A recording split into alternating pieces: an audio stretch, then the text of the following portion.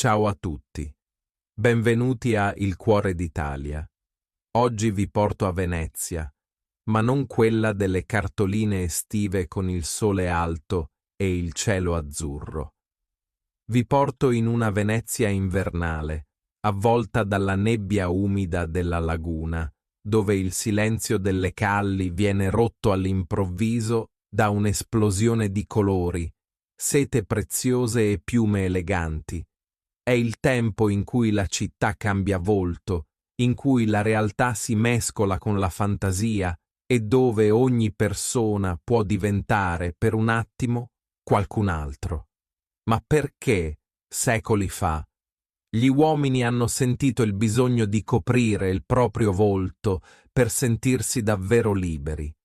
E come ha fatto questa festa antica a sopravvivere alla caduta di una repubblica, a guerre e a lunghi anni di divieto assoluto?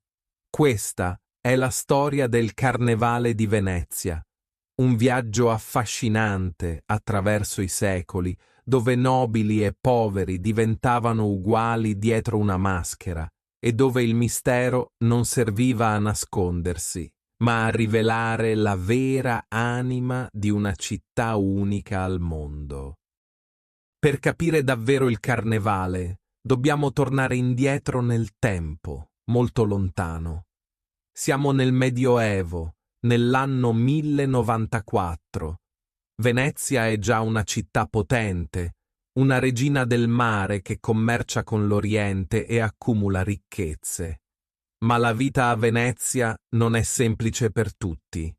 La Repubblica, chiamata la Serenissima, è governata da regole rigide, da leggi severe e da una divisione netta tra le classi sociali. Ci sono i nobili ricchissimi che vivono nei palazzi sul Canal Grande e c'è il popolo che lavora duramente nei cantieri navali, nell'arsenale e nei mercati. In questa società così ordinata c'è bisogno di una valvola di sfogo. C'è bisogno di un momento in cui le regole si rompono, in cui la tensione si scioglie. È proprio in un documento del doge Vitale Falier del 1094 che leggiamo per la prima volta la parola carnevale. Il termine deriva probabilmente dal latino carnem levare, che significa togliere la carne, riferendosi al banchetto finale prima del digiuno della Quaresima cristiana. Ma per i veneziani diventa molto di più. Diventa il tempo della libertà assoluta. Il governo della Repubblica capisce una cosa fondamentale. Per mantenere l'ordine durante l'anno, bisogna permettere al popolo di sentirsi libero per qualche giorno. Nasce così il motto latino semel in anno licet insanire. Una volta l'anno è lecito impazzire. E Venezia, con i suoi labirinti di pietra e acqua, è il palcoscenico perfetto per questa magia. Tuttavia, in una città così stretta, dove le case sono vicine e tutti conoscono tutti, la vera libertà è impossibile a viso scoperto.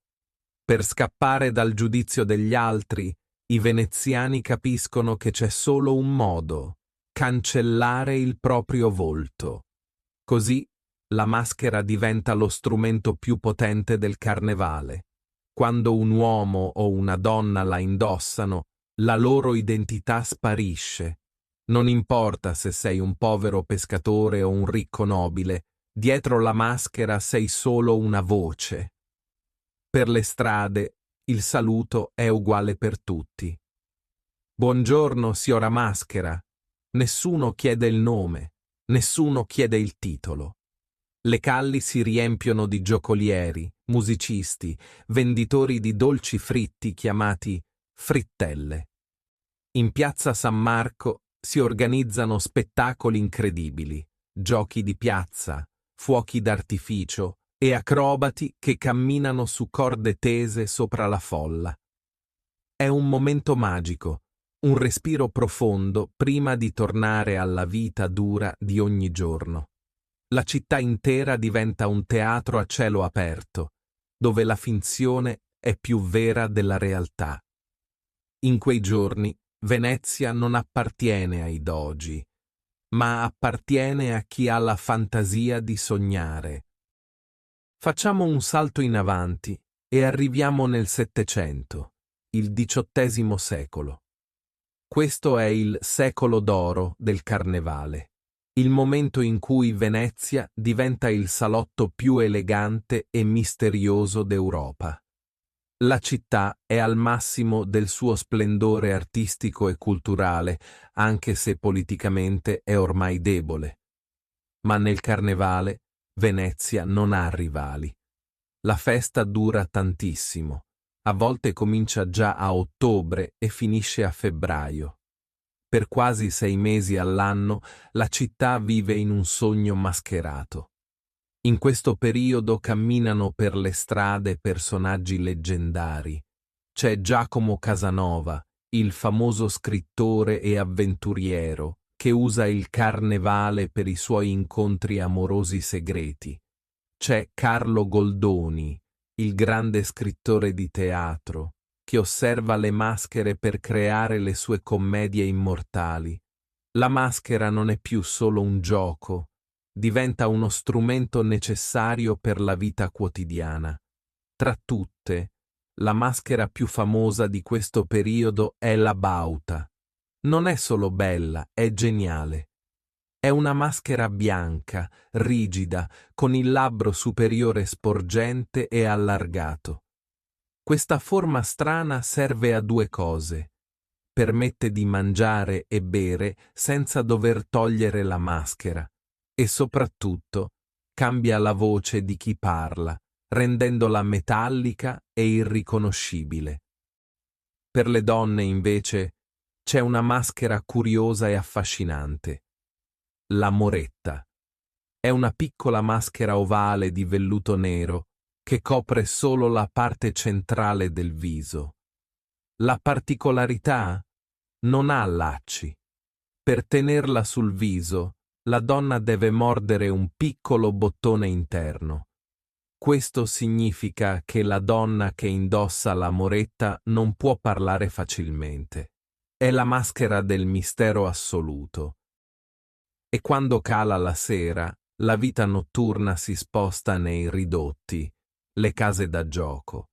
Qui si scommettono fortune enormi a carte, circondati da specchi, candele e profumi orientali. Il ridotto di San Moisè è il primo casinò pubblico del mondo. Qui l'uguaglianza è sacra. Tutti devono portare la maschera, tranne chi gestisce il gioco. In questo mondo di ombre e luci, Venezia vive il suo momento più splendido, elegante e spensierata, godendosi ogni attimo di festa prima che la storia cambi per sempre il suo destino. Ma ogni festa, anche la più bella, deve finire. E per Venezia la fine arriva in modo drammatico nel 1797.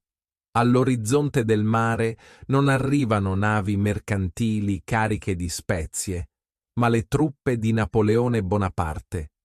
Il generale francese conquista la città e pronuncia la fine della millenaria Repubblica Serenissima.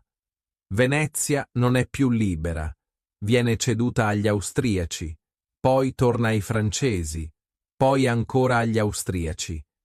I nuovi governanti hanno paura, guardano Venezia con sospetto, hanno paura che dietro le maschere, nei vicoli bui, i veneziani possano nascondere armi o organizzare rivolte contro l'occupazione straniera. L'anonimato, che prima era garanzia di divertimento, ora è visto come un pericolo per la sicurezza dello Stato. Così arriva il divieto. Il carnevale, così come era stato vissuto per secoli, viene abolito. È proibito indossare maschere in pubblico, è proibito lanciare uova piene di profumo, un'antica usanza galante, sono proibiti i grandi cortei. La festa si spegne, Il silenzio cala su Piazza San Marco. Quella città che rideva e ballava per 6 mesi all'anno diventa triste, grigia, malinconica. Per quasi 2 secoli il Carnevale di Venezia sembra morto. Sopravvive solo come una piccola brace sotto la cenere, in alcune feste private dentro i palazzi o nelle isole della laguna come Burano, dove solo i bambini continuano a mascherarsi per gioco. Ma il grande teatro del mondo è chiuso. I viaggiatori romantici dell'Ottocento, come Lord Byron, visitano una Venezia malinconica, affascinante ma spettrale. Vedono i palazzi che si sgretolano nell'acqua e ricordano con nostalgia i tempi delle feste. Sembra che la tradizione sia persa per sempre, cancellata dalla modernità e dalla storia. Venezia diventa una città museo, bellissima da guardare, ma che ha perso la sua anima giocosa. Nessuno, camminando per le calli nebbiose del 1950 o del 1960, avrebbe mai immaginato di rivedere la bauta o le piume colorate in Piazza San Marco. Ma Venezia è come la Fenice, sa risorgere dalle sue stesse acque. Siamo nel 1979. Quasi 200 anni dopo la caduta della Repubblica, qualcosa si muove. Un gruppo di cittadini appassionati, insieme ad associazioni culturali e al Comune di Venezia, ha un'idea audace: riportare in vita il Carnevale, non come una festa commerciale, ma come un atto d'amore per la città. Vogliono restituire ai veneziani la loro storia, la loro piazza, la loro allegria perduta. L'inizio è timido, ma l'entusiasmo esplode subito. I veneziani aprono i vecchi bauli nelle soffitte, tirano fuori stoffe antiche, ricominciano a cucire, riaprono le botteghe dei mascareri, gli artigiani delle maschere che sembravano scomparsi. Si torna a lavorare la cartapesta con pazienza, a usare la foglia d'oro, a dipingere a mano i volti della commedia dell'arte. Arlecchino, Pantalone, il medico della peste con il suo lungo becco. La prima edizione moderna è un successo incredibile. La gente scende in strada, la musica torna a suonare nei campi, le piazze di Venezia. Rinasce la tradizione del volo dell'angelo, una ragazza coraggiosa, vestita con abiti magnifici, scende appesa a una fune dal campanile di San Marco fino al centro della piazza, dove il doge la aspetta. È un momento che tiene tutti con il fiato sospeso, un simbolo di volo verso il futuro. Ma la festa non è solo terra e pietra, è anche acqua. Uno dei momenti più emozionanti del nuovo Carnevale è il grande corteo storico sui canali. Centinaia di barche a remi, decorate e illuminate, scivolano silenziosamente lungo il Rio di Cannaregio. La notte si accende di luci e riflessi sull'acqua, trasformando la laguna in un palcoscenico galleggiante che lascia tutti incantati. Oggi il Carnevale di Venezia è tornato a essere uno degli eventi più famosi del mondo. Per 2 settimane la città vive su 2 livelli. Mentre nelle piazze la folla festeggia con allegria, dentro gli antichi palazzi nobiliari tornano i balli esclusivi. Lì, tra candelabri di cristallo, musica classica e abiti di seta che costano una fortuna, sembra che il tempo si sia fermato al Settecento di Casanova, ma se guardate bene, oltre la folla, le luci delle macchine fotografiche e il lusso dei palazzi, potete ancora trovare l'anima antica della festa. Basta allontanarsi da San Marco, entrare in una calle silenziosa, aspettare una fredda sera di febbraio, quando la nebbia sale dai canali. Lì, forse, vedrete passare un'ombra avvolta in un tabarro nero, con una maschera bianca che vi guarda senza parlare. In quel momento capirete che il carnevale non è solo una festa turistica. È la rivincita della fantasia sulla realtà, la prova che Venezia, nonostante tutto, non ha mai smesso di sognare. E finché ci sarà una maschera pronta a nascondere un volto, il mistero di questa città rimarrà eterno. Così finisce la nostra storia di oggi.